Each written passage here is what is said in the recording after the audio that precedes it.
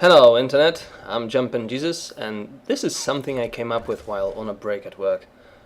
I don't play League of Legends anymore, but I do love me some LCS. I watch that shit every week.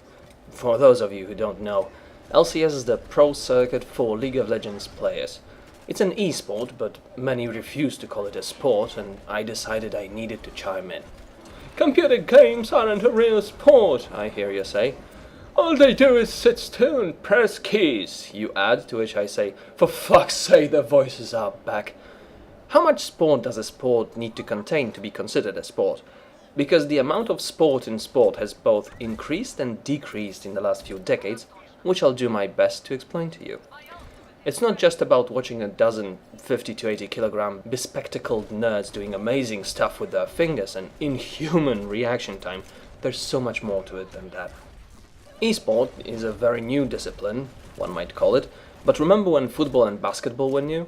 Of course you don't, because they're as old as people paid to cast them and just as interesting.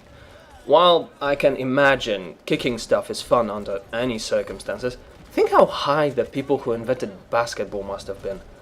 So this shit bounces, yeah? Dude, let's like make a sport of it. Bouncing, you know? Do you use goalpost? Fuck no. See that bucket? You can't be serious. Oh yeah? Watch me. And now it's one of the most popular sports in the world. So what qualifies a dumb activity a sport? What makes a sport a sport? We'll use football as a benchmark, giving it one sport.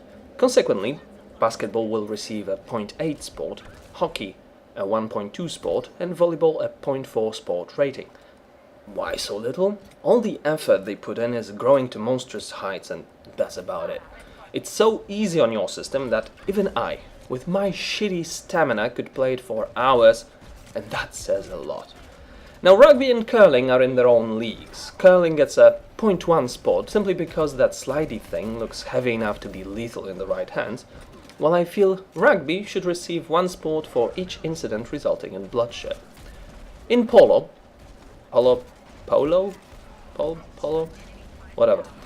The horses receive a sport, the spoiled douchebags who ride them get one scorn.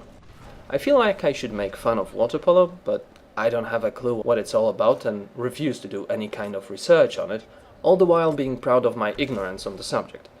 Hand egg is a joke in itself. I'll just leave it there and let the fact that it exists and claims the name of football sink in. Why do people watch sports? What do sports enable? An extra cheat day on your diet? You can't handle the stress of cheering on an empty stomach, obviously. And who in their right fucking mind munch on a carrot while watching 11 well-built, overpaid men chase after a ball? You need to soften the impact with crisps and the manliest of drinks. Beer! What else, you ask? Well, aren't you an observant individual? I was in fact not yet finished. It also gives men an excuse to show emotions typically associated with people of the female sex, such as tears of joy, tears of sadness, actual excitement, not the kind of bemused, the guests are coming, honey. The real deal. Fucking excitement, bro! I dare you, I double dare you, to give me an example of another socially acceptable circumstance in which men are allowed to moan outside of gay porn, which sadly isn't acceptable in many places in the world. It is also a great excuse to elevate washed-up players to the rank of coach and pay them the equivalent of Uganda's GDP to make sure they have bail money when they inevitably get caught in a bribery scandal involving the mafia, FIFA.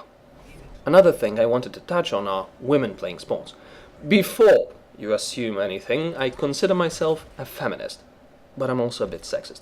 You'll see why. Women are fucking vicious. I saw a foul play compilation in football and holy fuck, Ronaldo would retire if he were roughed up like that.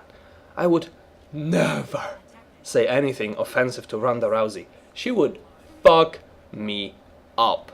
I might be taller and heavier than her, but I don't delude myself. She would leave me a wreck of a man.